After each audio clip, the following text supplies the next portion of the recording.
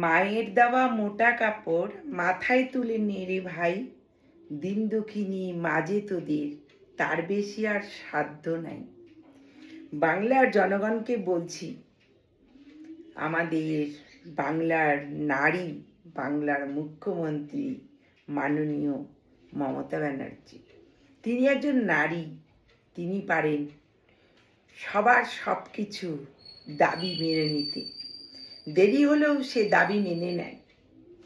আজকে সবাইকে তিনি সন্তুষ্ট করছেন, তার যেটুক আছে তার থেকে দেওয়ার। আপনারা যদি বাংলার থেকে আমাদের নারীকে হারিয়ে দেন, কিচ্ছু পাবেন না, কিচ্ছু পাবেন না। একটা নারী পারে সব কিছু করতে, একটা মাই পারে তার ছেলে মেয়েদের জিত রাখতে। একটা মাই পারেন প্রত্যেক ছেলে মেয়ের জিত কিছু কিছু দিয়ে কথা রাখতে, তাছাড়া কেউ পারবেন না। বাবারা কখন পারেন না সবার কথাকে রাখার জন্য, সবার জিতকে মানার জন্য। একমাত্রই মারাই পারেন আমার প্রত্যেক জনকে খুশি করার জন্য। বাংলাতে যদি একটা নারীকে হারিয়ে দেন, তাহলে আপনারা কিছুই পাবেন না। বেশি লোভ মোটেও উচিত নয়। বেশি লোভ করে আমাদের বাংলার মাকে হারিয়ে দেবেন না। বাংলার মাকে আপনারা জয় করুন। আজকে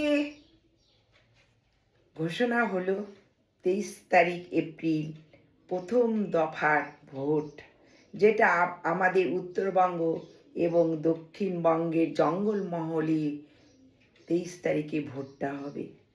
আপনারা শান্তভাবে ভোট দিন। আপনারা উচ্ছৃঙ্খল হবেন না। যা দেখা যাচ্ছে, সাধারণ নরেন্দ্র মোদীর ব্রিগেডে নরেন্দ্র মোদীর লোক গাড়ি করে আসতেই তারাই কালকে ভীষণ শশী পাজার বাড়ির সামনে অশান্তি লাগিয়ে দিচ্ছে। তারা যে ভোটে কি করবে, একমাত্র জনগণই পারে সুশৃঙ্খলাভাবে ভোট দিতে। এখানে কোনো কেন্দ্র বাহিনী, পুলিশ কিচ্ছু করতে পারে না।